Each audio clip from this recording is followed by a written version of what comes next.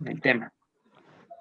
La porción que nos corresponde esta semana se llama Tazria y textualmente significa generar una semilla. En nuestras versiones está como concebir. Voy a silenciar micrófonos. Ahí sí, ya. Textualmente en nuestras versiones está como concebir y no hay ningún problema en leerlo de una u otra manera. Por ejemplo, de esta palabra tazría, su raíz está la palabra zera, que significa simiente, la simiente de Abraham, de Isaac y Jacob, que es el Mesías. Entonces, pues sí cobra importancia analizar un poquito de dónde viene. Ya, entonces, generar una semilla, generar una simiente o simplemente decir concebir. Listo. Está ubicada entre los capítulos 12 hasta el capítulo 13, versículo 59. Es la cuarta porción del libro de Levítico. Hoy eh, se leen dos porciones juntas, ¿sí? Tazria y Metzorá. Esto porque, como hemos dicho antes, ya en algunas ocasiones, el año no tiene 13 meses, el año hebreo. El siguiente sí va a tener. ¿Y por qué estamos permitiéndonos leer separado entonces? Esto es debido a que, pues, en conformidad con las citas que tuvimos anteriormente, se programan lecturas especiales. Entonces, eso altera el orden de lectura y pues por eso podemos leerla individualmente. Hoy es 10 de abril del 2021, es 27 de abril del 5781. El miércoles tenemos Rosh Hodesh, inicia el segundo mes, el mes de Iyar, así que muy atentos también, no dejar pasar por alto. Estamos en el día 7 del Omer, faltan 43 para Shavuot, y el texto que me llamó la atención para este día de reposo está en Josué 23, 6, 7.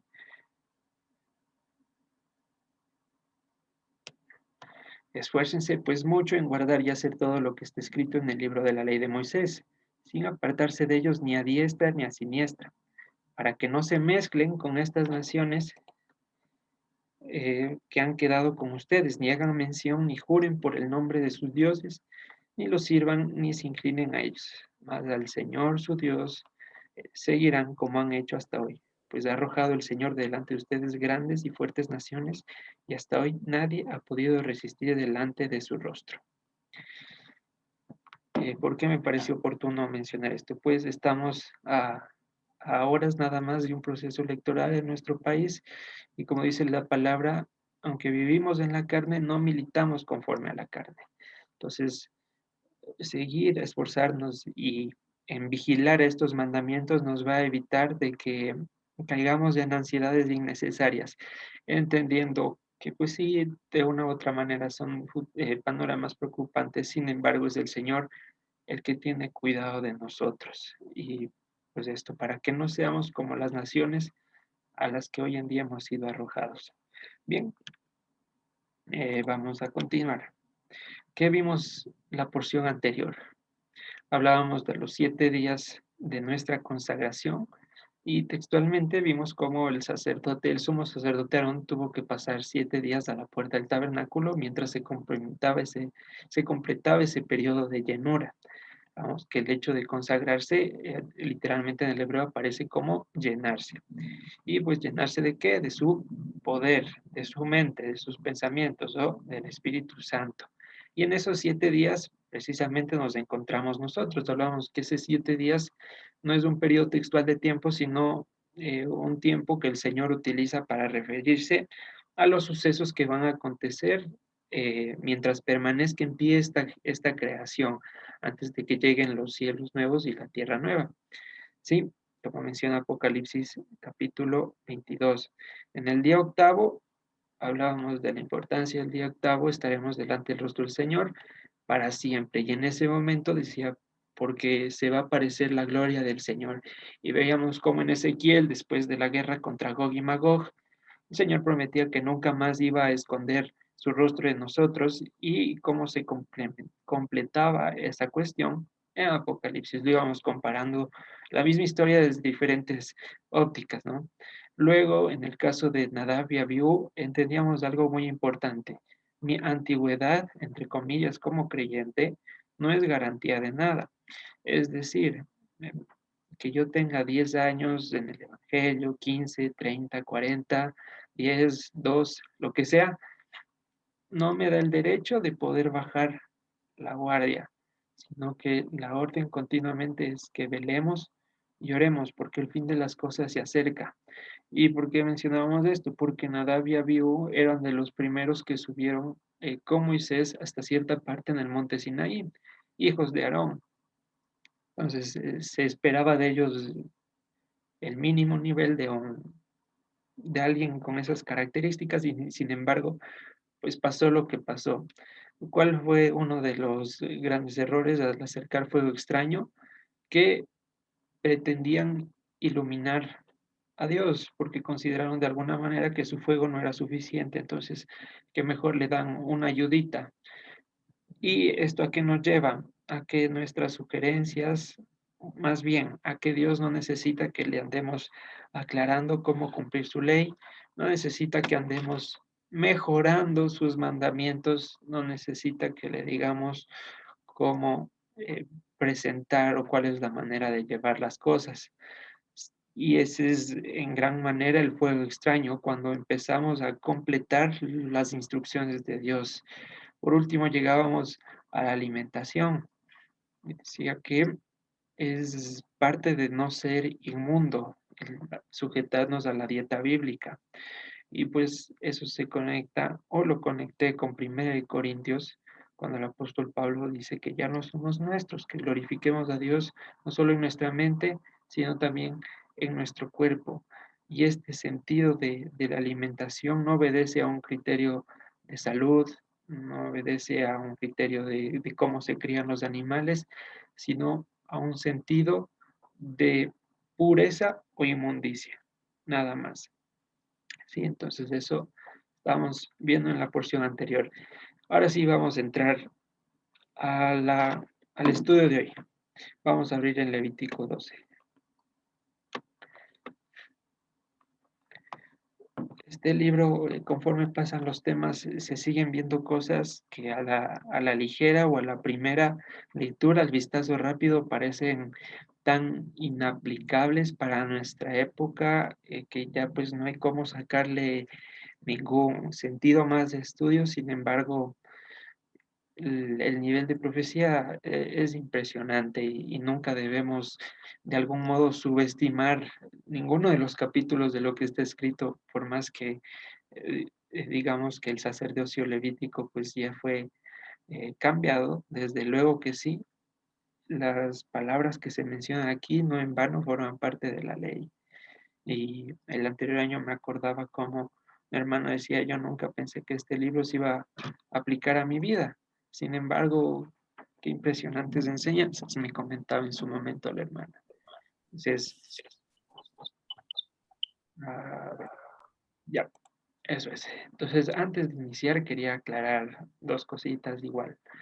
Cuando la palabra menciona que alguien es inmundo, o en su palabra original tamé, ¿qué significa? En palabras simples y sencillas para que lo tengamos en mente. Es el estado de incompatibilidad con la santidad. Y cuando digo con la santidad me refiero a Dios. Es cuando el Señor viene a lavarnos con su agua y nosotros estamos en modo aceite. ¿Sí? No es compatible, no se mezcla. No porque Dios no pueda, sino porque eh, Él no está para socapar ni para estar torciéndose. Como dice en el Salmo 50, pensabas que yo sería como tú, de ningún modo te reprenderé. Entonces eso es la inmundicia, el estado de incompatibilidad con la santidad. Ahora, ¿qué será la purificación? Lo contrario, o en su palabra Torah, ¿sí? No Torah, sino Torah, parecido, muy parecido, y es porque tienen un fin bastante similar y es el proceso de reconfiguración o rehabilitación con la santidad. No tiene nada que ver con aspectos higiénicos. Ya vamos a entender esta última parte, pero que quede claro lo primero. La purificación que hace Dios en mi vida es el proceso por el cual vuelvo a formar parte de su unidad en santidad, ¿sí? Entonces, esos dos conceptos claros. Dicho esto, vamos a empezar con Levítico 12. Ahora sí. Versículo 1. Habló el Señor a Moisés diciendo, habla a los hijos de Israel y diles, la mujer cuando conciba, ahí aparece el nombre de esta porción, y dé a luz al varón, será inmunda 7 días, conforme a los días de su menstruación será inmunda, y al octavo día se circuncidará al niño, mas de ella permanecerá 33 días purificándose de su sangre, ninguna cosa santa tocará, ni vendrá al santuario, hasta cuando sean cumplidos los días de su purificación.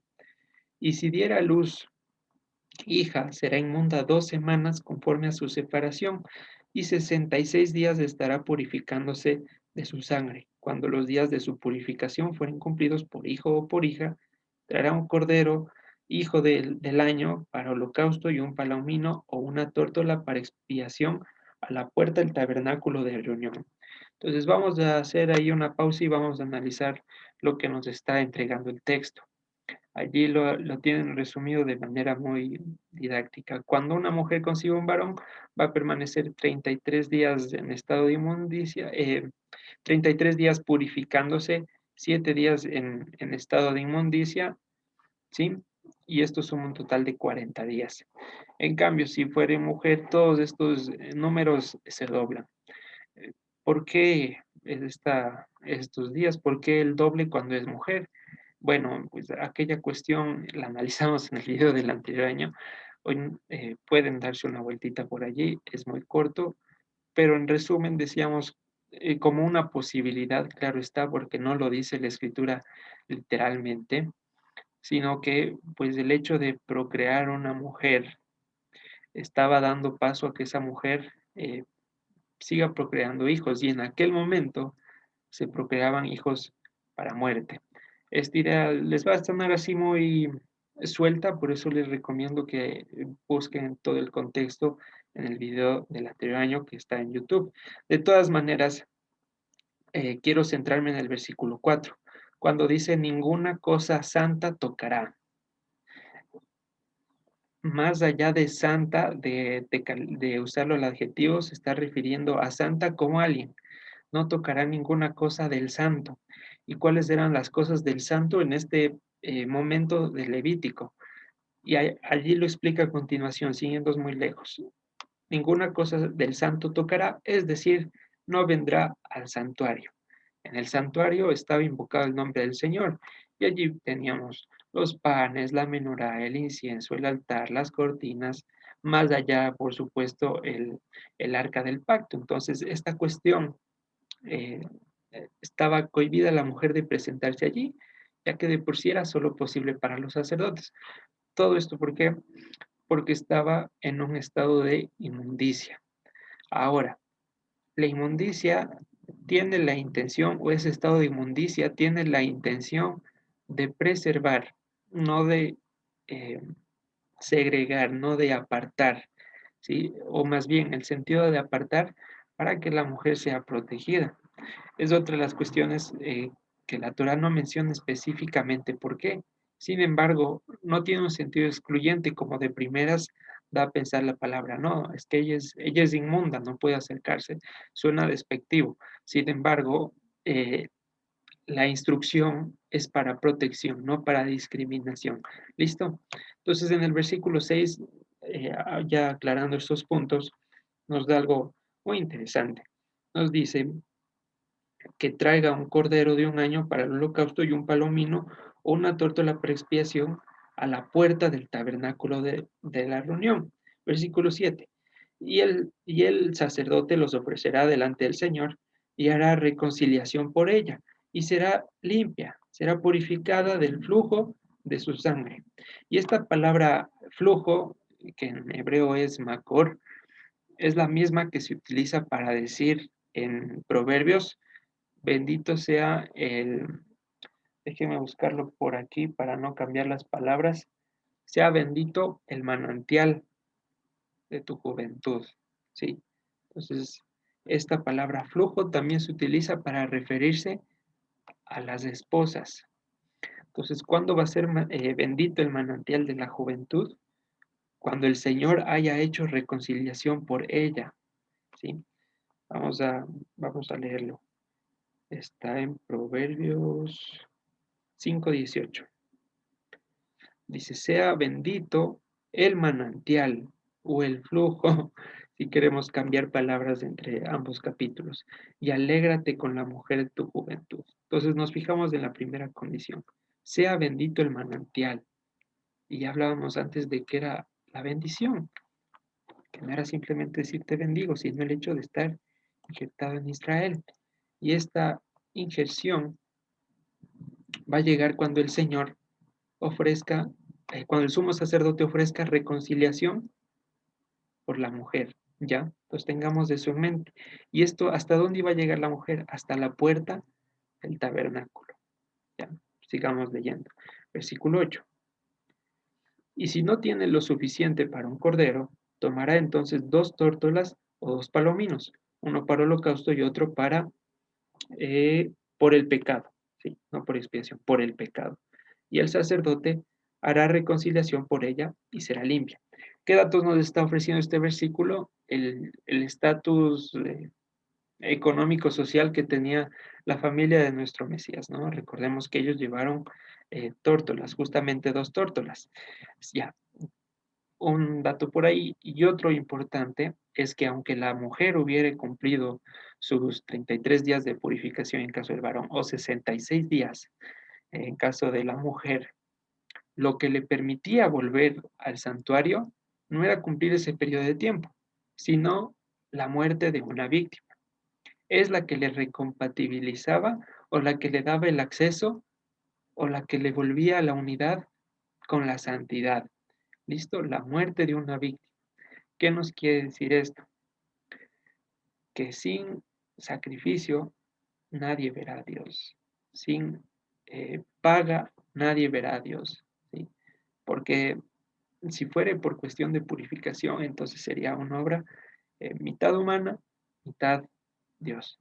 Pero no, el hecho de que podamos presentarnos delante de Él es pura y llanamente por su sacrificio, por su muerte. ¿Ok?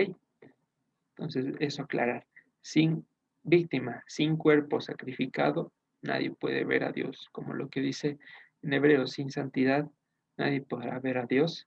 Y sin sacrificio, tampoco. Porque estamos o estábamos deudores. Ahora, analicémoslo todo de manera macro. La mujer trae hijos al mundo. Esto le hace tener un estatus de inmundicia. Ofrece un sacrificio el cual es presentado en la puerta del tabernáculo. Como consecuencia de ese sacrificio, la mujer queda reconciliada y queda limpia de su flujo de sangre. Esto a través de 2 sacrificios, el holocausto y el pecado. ¿Ok? Entonces ahora veámoslo de manera profética, no textual, ya no en la manera biológica, sino entendiendo quién es la mujer. Y pues por supuesto es la iglesia del Señor. Entonces, ¿cómo lo planteo? ¿Cómo planteo esta idea? En base al esquema que nos da eh, Levítico. La iglesia, quien es la mujer, estaba creando hijos que le manchaban de sangre, por supuesto que es natural nacer, sin embargo, estos hijos le estaban manteniendo inmunda y estaban esparciendo esa sangre por toda la tierra. ¿Sí? Ya vamos a ver el contexto de dónde sacó esta idea.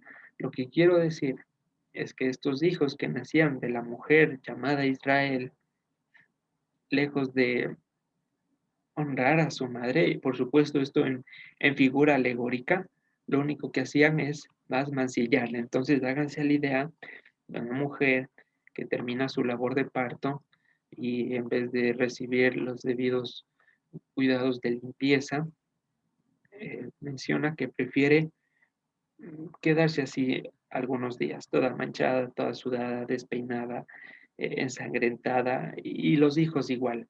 Dice, ¿les lavo a sus hijos? No, no, muchas gracias, prefiero que se queden todos ensangrentados. Entonces, esto es el estatus que tenía la iglesia de Israel como mujer. Estaba procreando hijos que le estaban dejando como inmunda. No había ninguna manera posible de que vuelva a ser reconciliada con Dios. Vamos a abrir Ezequiel 36, versículos 17 al 21, por favor.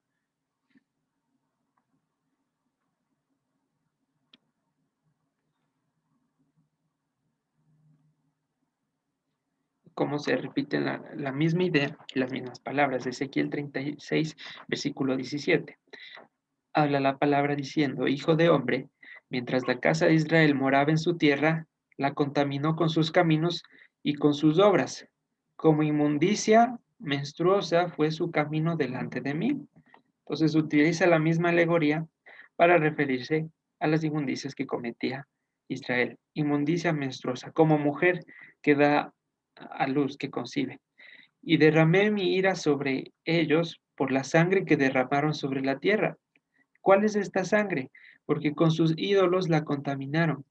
En consecuencia de eso, les esparcí por las naciones y fueron dispersados por las tierras, conforme a sus caminos y conforme a sus obras les juzgué. Y cuando llegaron a las naciones, a donde fueron, profanaron mi santo nombre, diciéndose de ellos: estos son pueblo del Señor y de la tierra de él han salido. Pero he tenido dolor al ver mi santo nombre, profanado por la casa de Israel entre las naciones a donde fueron.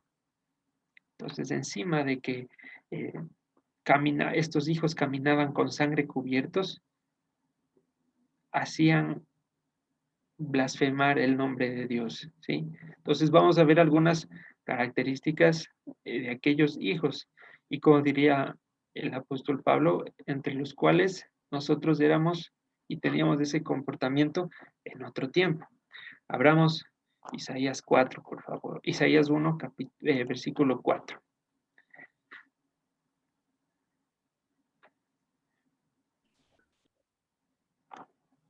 Características de los hijos con inmundicia menstruosa. Isaías 1:4.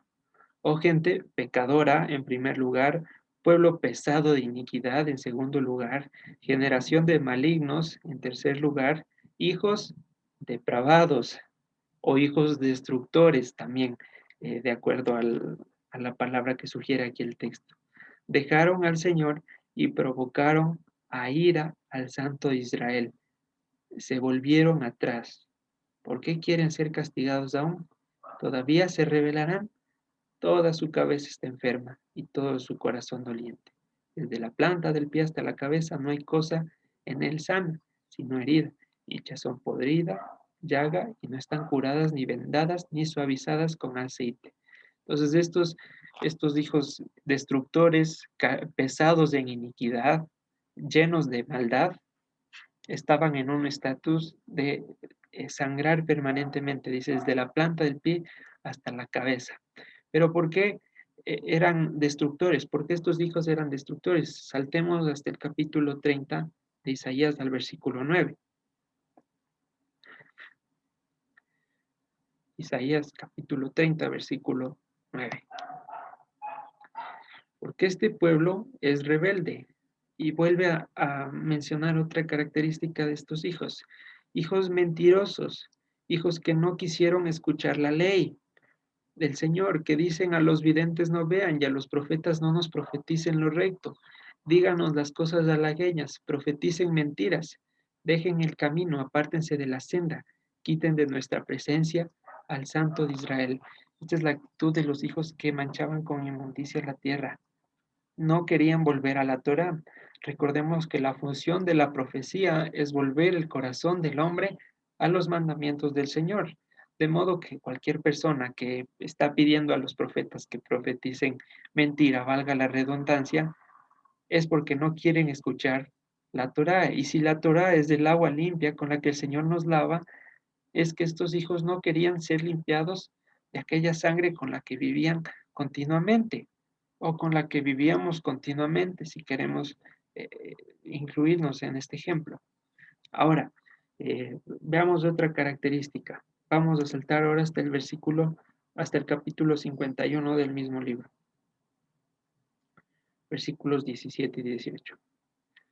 Le dice a Jerusalén, quien es la mujer: despierta, despierta, levántate, oh Jerusalén, que bebiste de la mano del Señor el cáliz de su ira, porque el cáliz de aturdimiento bebiste hasta los sedimentos.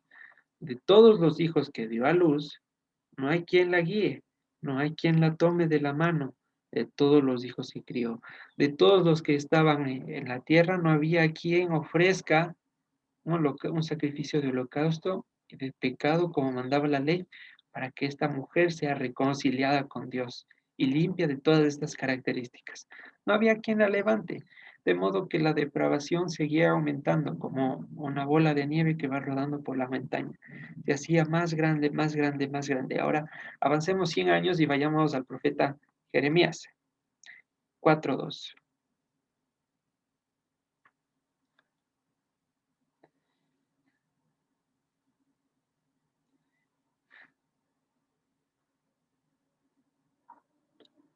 Un momento, me parece que he puesto mal el versículo. Un momento ahí. 4:22, por favor. 4:22. Ese es. Dice lo siguiente, Jeremías 4:22. Porque mi pueblo es necio, no me conocieron, nuevamente son hijos ignorantes y no son entendidos. Para hacer el mal son una maravilla, pero hacer el bien no supieron. No supieron y si estaban obrando el mal es porque ya no estaban siendo hijos de Dios, sino del único que puede dar las instrucciones para el mal, hijos del engañador, del acusador. Es decir, aquel estatus de hijos de Dios había sido disuelto, porque Jerusalén, en sentido alegórico, había ido a buscar a sus amantes y a su otro marido, y lo encontró y recibió su paga. Hijos de ignorantes, pueblo destruido por falta de conocimiento. Y finalmente avancemos hasta Jeremías 32, versículo 30, por favor.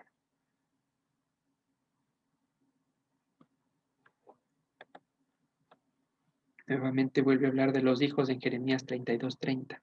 Dice, porque los hijos de Israel y los hijos de Judá no han hecho sino lo malo delante de mis ojos desde su juventud, porque los hijos de Israel no han hecho más que provocarme a ira con la obra de sus manos, dice el Señor, de tal manera que para enojo mío y para ira mía me ha sido esta ciudad desde el día que la edificaron hasta hoy, para que haga quitar de mi presencia por toda la maldad de los hijos de Israel y de los hijos de Judá que han hecho para enojarme. Ellos, sus reyes, sus príncipes, sus sacerdotes, sus profetas y los varones de Judá y los moradores de Jerusalén. ¿Ya? Entonces, de estos hijos se les añadió un calificativo, ya no eran solamente hijos de Dios, sino, como menciona Efesios 2:3, que voy a leer rápidamente, entre los cuales también todos nosotros vivimos en otro tiempo, en los deseos de nuestra carne, haciendo la voluntad de la carne y los pensamientos, y éramos por naturaleza hijos de ira, lo mismo que los demás.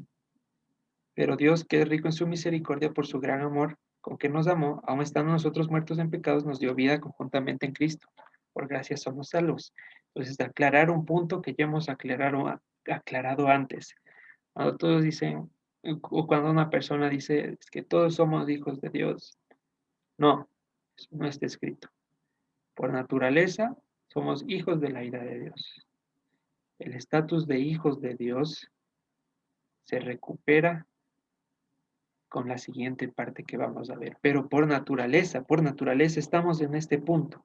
Si es que Dios no nos rescata, estamos ubicados aquí en Jeremías 32, 30, 32.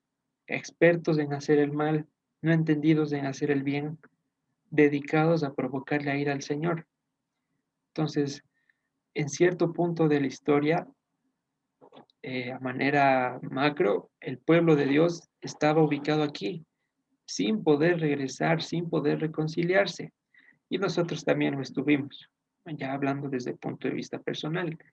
Ni siquiera sabíamos que necesitábamos reconciliarnos con Dios, pero vivíamos así, manchados de sangre y con inmundicia. Ahora avancemos. Lamentaciones 4, 1 al 2. Yo siempre digo que ese libro tiene el nombre bien puesto. Es la verdad cada que leo para lamentarse. Y es el símil con nosotros, ¿no? Lamentaciones 4, 1, 2. Después de todo este andar, finalmente llegó la cautividad, finalmente llegaron las consecuencias. Y dice lo siguiente. ¿Cómo se ha, perdón, voy a leer en la versión Dios habla hoy, que me pareció que tenía un poco más de claridad. Dice, ¿cómo se ha empañado el oro? ¿Cómo perdió su brillo el oro fino? Esparcidas por todas las esquinas están las piedras del santuario. Ahora, gracias a la carta del apóstol Pedro, entendemos quiénes son las piedras del santuario, ¿verdad? Entonces se está refiriendo a los hijos de Sión, los habitantes de Sión, tan estimados, los que valían su peso en oro, ahora son tratados como ollas de barro, hechas por un simple alfarero. Y llegamos a ese punto de la vida en el pecado, que nos acostumbramos a que nos traten, eh, no sé, ni siquiera si cabe como la palabra a que nos traten, sino nos acostumbramos a vivir en las algarrobas de los cerdos, como menciona el hijo pródigo. Llegamos a ese punto donde dijimos, pues así es la vida, toca aguantar, etcétera, etcétera. Nosotros tan valiosos a la vista de los ojos de Dios, tratados como simple ollas de barro hecho por cualquier alfarero. Y en ese punto, que podemos decir que es el más bajo, viene el Señor la solución, porque por supuesto no iba a abandonar a su pueblo. Y la respuesta ya todos la conocemos. Diríamos en palabras resumidas, es que Cristo murió por nosotros. Y en efecto, claro que sí. Sin embargo, conviene eh, analizar cómo es que sucedió, para que cuando digamos que toda la ley habla de Yeshua, no solo citemos Isaías 53, sino que lo vayamos viendo en cada pasaje de la ley. ¿Ya? Entonces aquí viene la solución magistral de Dios y lo que celebramos hace pocos días relativamente. Hablábamos de que el sacrificio tenía que ser presentado a la puerta del tabernáculo.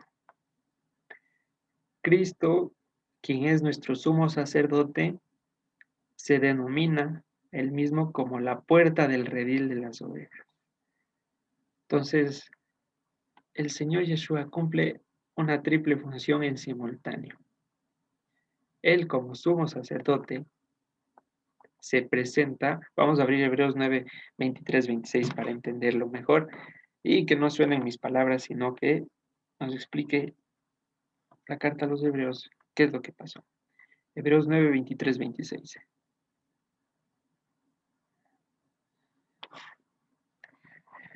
Dice, fue pues necesario que las figuras de las cosas celestiales fuesen purificadas. Así, pero las cosas celestiales mismas con mejores sacrificios que estos, ¿que cuáles? Que los de animales. Porque no entró Cristo en el santuario hecho de mano, figura del verdadero, sino en el cielo mismo, para presentarse ahora por nosotros ante Dios y no para ofrecerse muchas veces, como entre el sumo sacerdote en el lugar santísimo cada año con sangre ajena. De otra manera le hubiera sido necesario padecer muchas veces desde el principio del mundo, pero ahora en la consumación de los siglos se presentó una vez para siempre el sacrificio de sí mismo para quitar de en medio el pecado. ¿Sí? Entonces, Él fue la puerta, Él es el sumo sacerdote y Él fue aquel holocausto y ofrenda por el pecado que nos permitió reconciliarnos y recuperar el estatus de hijos. Como menciona más adelante, a todos los que recibieron su nombre les dio potestad de ser hijos, y si hijos, herederos, y si herederos, coherederos en Cristo. Complementamos esta idea hasta el capítulo 10, versículo 14 en la carta a los Hebreos, el cual dice, porque con una sola ofrenda hizo perfectos para siempre a los santificados. Y así se consumó la reconciliación de aquellos hijos que estaban dejando en inmundicia a su madre. Ahora, hay dos peculiaridades muy interesantes que el Señor me permitió darme cuenta. En Levítico capítulo 4 versículos 11 y 12 nos menciona que el sacrificio por el pecado debía ser llevado fuera del campamento y una vez fuera sería consumido. En primer lugar, en Levítico 6:29 nos menciona que la misma ofrenda tenía que ser comida por los sacerdotes. ¿Ya? Y me emocioné bastante porque no por coincidencia la palabra menciona a Yeshua con estas mismas características, siendo que él agrupó todos los 6 tipos de sacrificios en él mismo. Y como sacrificio por el pecado, veamos lo que nos dice. Saltemos hasta el capítulo 13 de esta carta a los Hebreos, versículos 11 al 13, por favor.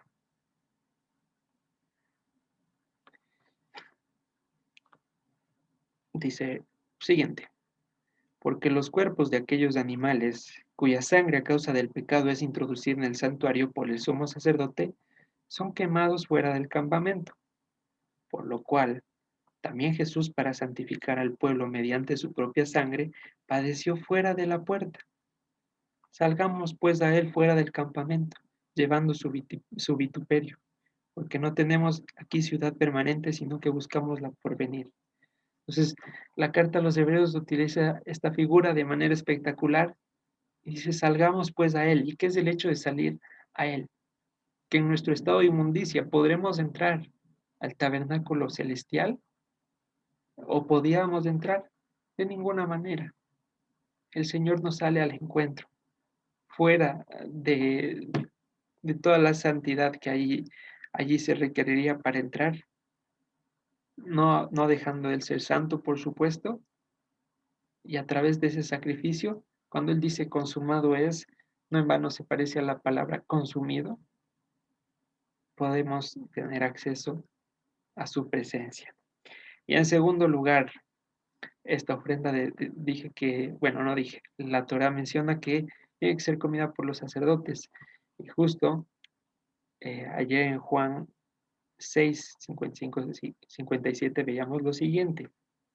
Juan 6, 55 dice, porque mi carne es verdadera comida y mi sangre es verdadera bebida. El que come mi carne y bebe mi sangre, en mí permanece y yo en él. Como me envió el Padre viviente y yo vivo por el Padre, asimismo el que me come, él también vivirá por mí. Que es el hecho de comer su carne, comer lo que él representa, su palabra, sus mandamientos, y beber su sangre, que será sino otra cosa que ser participantes del pacto actualizado. No digo nuevo pacto porque no es otro diferente, aunque no hay problema en decirlo. De todas maneras, lo que quiero mostrar es que el Señor también cumplió con estas condiciones. Fue llevado afuera del campamento y nos permitió comer de esa ofrenda. No como los judíos de aquella época pensaron que era de manera literal y que estaba incitando al canibalismo. No, de una manera mucho más espectacular. Y Hebreos 13, versículo 14 nos está diciendo que no tenemos aquí una ciudad. Y el apóstol Pablo, en Gálatas capítulo 4, versículo 21 al 31, explica esto de manera súper genial. Pregunta a los Gálatas, díganme los que quieren estar bajo la ley, ¿no han escuchado la ley? Porque está escrito que Abraham tuvo dos hijos, uno de la esclava, el otro de la libre. Pero el de la esclava nació según la carne, más el de la libre por la promesa, lo cual es una alegoría, pues estas mujeres son los dos pactos. El uno proviene del monte Sinaí, el cual da hijos para esclavitud, este es Agar, porque Agar es del monte Sinaí en Arabia y corresponde a la Jerusalén actual, pues está junto con sus hijos, está con esclavitud. Mas la Jerusalén de arriba, la cual es madre de todos nosotros, es libre, porque está escrito, regocíjate, oh estéril, tú que no das a luz, prorrumpe en júbilo y clama, tú que no tienes dolores de parto, porque más son los hijos de la desolada que de la que tiene marido. Así que, hermanos, nosotros como Isaac somos hijos de la promesa, pero como entonces el que había nacido según la carne perseguía al que había nacido según el Espíritu, así también ahora. Mas, ¿qué dice la Escritura? Echa fuera a la esclava y a su hijo, porque no heredará el hijo de la esclava con el hijo de la libre. De manera, hermanos, que no somos hijos de la esclava, sino de la libre. Ahora, ¿qué quiere decir esto? ¿Que somos esclavos por cumplir los 10 mandamientos que se entregaron en el monte Sinaí? No, de ninguna manera. De ninguna manera está queriendo llevar allí el texto. Pero ¿por qué les decía a los Gálatas que querían permanecer bajo la ley? Porque querían apelar al sacrificio de animales todavía. ¿Y qué característica tenía este sacrificio de animales? Según Hebreos 10, 1 al 4. Dice la ley, teniendo la sombra de los bienes venideros, la sombra de lo que iba a venir, la sombra del sacrificio perfecto, no la imagen misma de las cosas, nunca puede por los mismos sacrificios que se ofrecen continuamente cada año, hacer perfectos a los que se acercan. De manera De otra manera, cesarían de ofrecerse, pues los que tributan este culto limpios una vez no tendrían ya más conciencia de pecado. Pero en estos sacrificios cada año se hace memoria de los pecados, porque la sangre de los toros y de los machos cabríos no puede quitar los pecados. Entonces, ¿por qué permanece en esclavitud? ¿Por qué permanece en esclavitud? Porque están en un constante ir y venir entre los sacrificios de animales, en aquel momento, por supuesto, cuando era posible.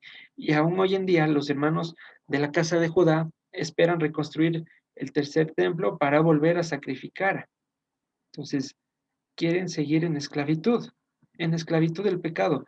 Mas nosotros, que somos hijos de la promesa, hijos de la Jerusalén de arriba, hijos del estéril, hemos sido hechos libres, porque dice nuestro Señor que si el Hijo nos libera, seremos verdaderamente libres. Y esa libertad viene en pos de que su palabra habite hoy en nuestro corazón. Entonces, de ningún momento, por supuesto, está aquí hablando de que los mandamientos nos llevan a esclavitud, sino todo lo contrario. Sus mandamientos nos llevan a libertad. ¿Cuál es el problema? El sistema sacrificial. Y que hoy en día la amada casa de Judá piensa que por sus oraciones se justifica. Y me ponía a pensar, eh, si nosotros cuando nos equivocamos, teniendo el conocimiento de que nuestro Señor Yeshua aboga por nosotros, pues se siente fatal. ¿Cómo vivir sabiendo que nadie aboga por ti en el caso de no confesar los Mesías? Y me ponía a pensar eso en el caso de la amada casa de Judá. Y pues, ¿cómo hallar consuelo en una oración nada más, si no hay quien abogue por mí? Entonces, importante, ¿no? Esta analogía y cómo saca el apóstol Pablo estas dos. No somos hijos de la esclava de la Jerusalén terrenal, de la de allá, que aún espera el Mesías, sino hijos de la Jerusalén de arriba. ¿Y por qué estamos tan seguros? Porque somos hijos de la promesa. Él lo prometió. ¿Y qué dice de la promesa? Romanos 9, 22, 28, por favor.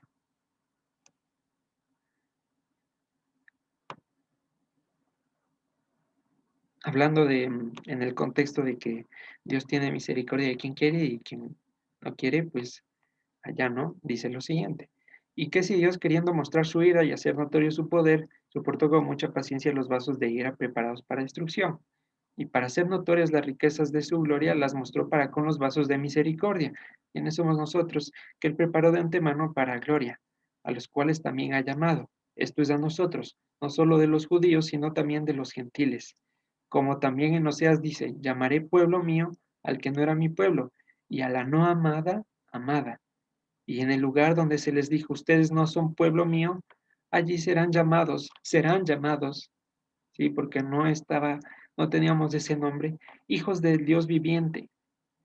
También Isaías clama tocante a Israel, si fuera el número de los hijos de Israel como la arena del mar, tan solo el remanente será salvo.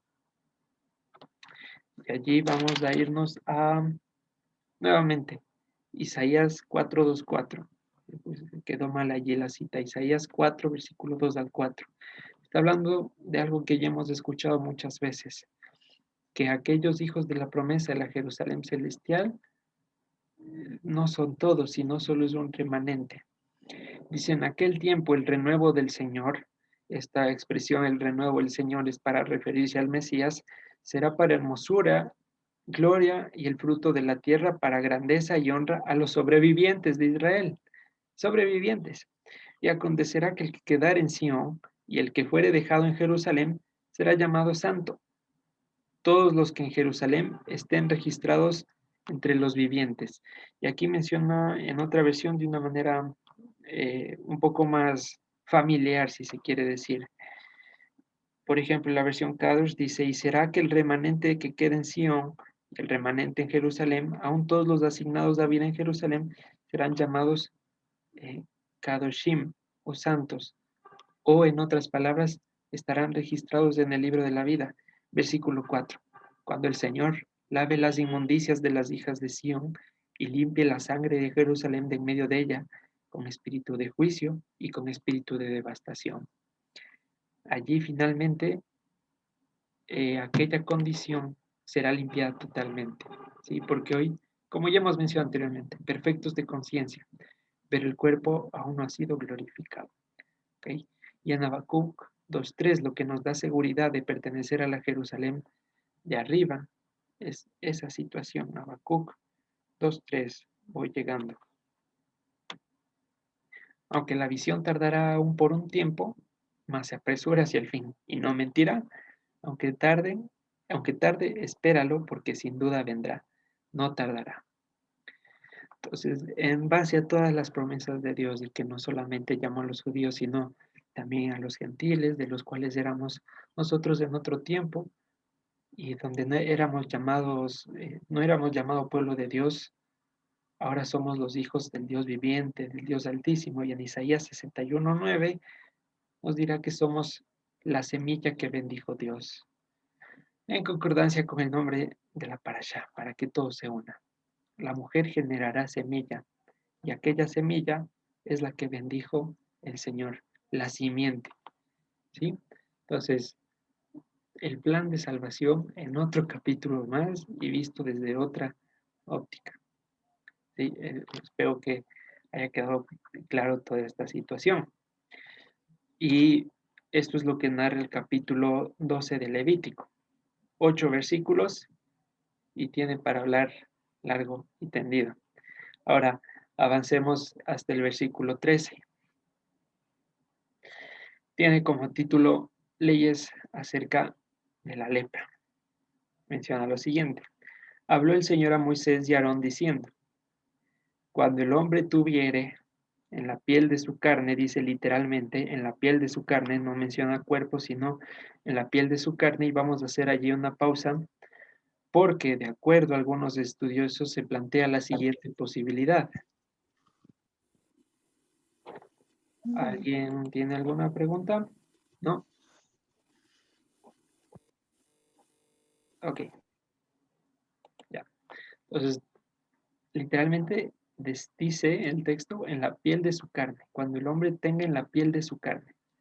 Entonces, se sugiere la posibilidad de que la expresión del lenguaje del apóstol Pablo, los deseos de la carne, esté ligada a este capítulo, porque la Torá y pues, los profetas, los salmos, los proverbios, etcétera, etcétera, no usa este lenguaje para referirse a pasiones desordenadas, no menciona los deseos de la carne como tal, sino más bien es una expresión que se,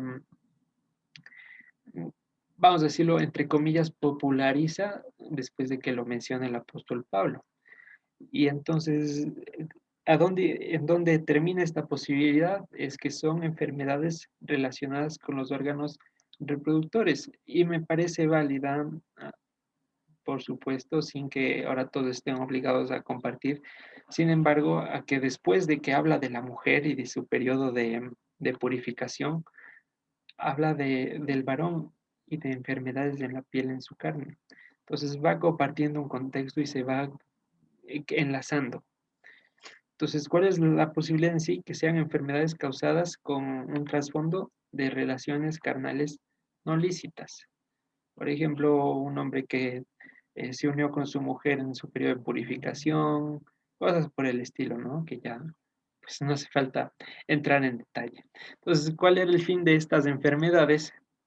Es que se lleve a la confesión de aquello que estaba oculto, ¿ya?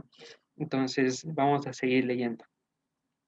Cuando el hombre tenga en su piel, en la piel de su carne hinchazón o erupción o mancha blanca y hubiera en la piel de su cuerpo como llaga de zaraja, será traído a Aarón el sacerdote o a uno de sus hijos los sacerdotes. Entonces, el anterior año habíamos explicado que este término zarahat es un tecnicismo hebreo, como tienen en pantalla, para referirse a una variedad de enfermedades cutáneas, y no solamente cutáneas, eh, entre ellas la lepra. ¿Por qué digo no solamente cutáneas? Porque, por ejemplo, por el final de este capítulo menciona de que a la ropa le dio lepra, o en el capítulo 14 menciona de que a la casa le dio lepra. Entonces, mencionábamos el anterior año que esta palabra no se refería textualmente a la única enfermedad de la lepra. Y esta vez, gracias al Señor, no solo lo repito, sino que lo reafirmo. Ya vamos a ver por qué. Y bueno, antes de ver por qué, repetir el concepto más claro. La palabra tzarahat, que al español se ha traducido como lepra equivocadamente, engloba un conjunto de padecimientos que tienen características similares. ¿Me está diciendo que ahora no existe la lepra? No, existe la lepra, pero no se refiere exclusivamente a ella. Segundo punto, su aparición, es decir, que una persona tenga tzarahat, eh, no está ligado solamente a la murmuración, ¿sí? No está ligado solamente a eso, sino es la manera que tiene Dios de notificar visiblemente algún pecado. Él está en la potestad de determinar cuándo y cómo. No es una regla general, murmuro, medio lepra. A veces puede que no pase, otras veces puede que pase antes de siquiera murmurar. De todas formas, es la manera en que Dios tiene para hacer visible eh, una condición espiritual interna. Ahora vamos porque el tema, para que no quede suelto. La palabra tzarahat, como les menciono, es un término hebreo que engloba a varias afecciones cutáneas. Cuando se tradujo la, la palabra de Dios del hebreo al griego, se tradujo esta palabra como lepra. Sin embargo, esta palabra griega también englobaba a otra serie de afecciones cutáneas diferentes. Por ejemplo, el vitiligo, el acné y cosas parecidas. Entonces ya hubo una disparidad. Lo que nosotros hoy en día conocemos como lepra, ¿sí? En el mundo griego se llamaba elefantiasis, lo que hoy se conoce como lepra. Y para mejorar las cosas, cuando se tradujo del griego al árabe, al idioma árabe, se lo tradujo con la palabra Husam, que significó toda esta mezcolanza de palabras. Lo tenemos en pantalla. Al traducir del hebreo al griego, del griego al arábigo y del arábigo al latín, se mezclaron todas las palabras como lo mismo, situación que no debió haber pasado, y pues se confundieron las enfermedades y todo se hizo una sola mezcolanza. ¿Por qué es necesario explicar esto? Porque hay que entender de mejor manera la palabra nada más, recordando que no fue escrita en español y que muchas de las palabras en el transcurso de las traducciones perdieron su significado original. Entonces, cuando la Biblia menciona lepra, no se está refiriendo tácitamente a lo que hoy pensamos y a lo que hoy entendemos. Esto es muy fácil identificarlo en el contexto en el que vivimos. A una persona le da estornudos, le da fiebre, no puede respirar. ¿Qué pensamos? Coronavirus. Se hace la prueba negativa. Una persona está asintomática, se hace la prueba positiva. ¿Cómo podemos determinar eso? Porque hoy hay pruebas. Antes, ¿a qué pruebas se acudía para determinar? Entonces simplemente se le decía, usted tiene saraja, ¿sí? O su ropa tiene saraja, o su casa tiene saraja. Entonces, en el transcurso del capítulo va narrando distintos escenarios. El primer escenario va desde el versículo 3 al 4. Dice, y el sacerdote mirará la llaga en la piel de su carne. Si el pelo en la llaga se ha vuelto blanco y pareciere la llaga más profunda que la piel de la carne, llaga de lepra es, y el sacerdote la reconocerá y le declarará inmundo. Y si en la piel de su cuerpo hubiere mancha blanca, pero que no pareciere más profunda que la piel ni el pelo se hubiere vuelto blanco, entonces el sacerdote encerrará al llagado nuevamente por 7 días. Es el primer escenario. El segundo escenario va hasta el versículo 9 al 11. Y aquí viene el argumento que refuerza aún más la idea de que estas afecciones de la piel de su carne se refieren a un lugar en específico, porque dice lo siguiente, cuando hubiere llaga de Zarajat en el hombre, ¿acaso el hombre no tiene piel? ¿Acaso el hombre no tiene carne? Entonces esa distinción de términos, dando a entender que al menos la piel de su carne se refiere a algún lugar específico del cuerpo.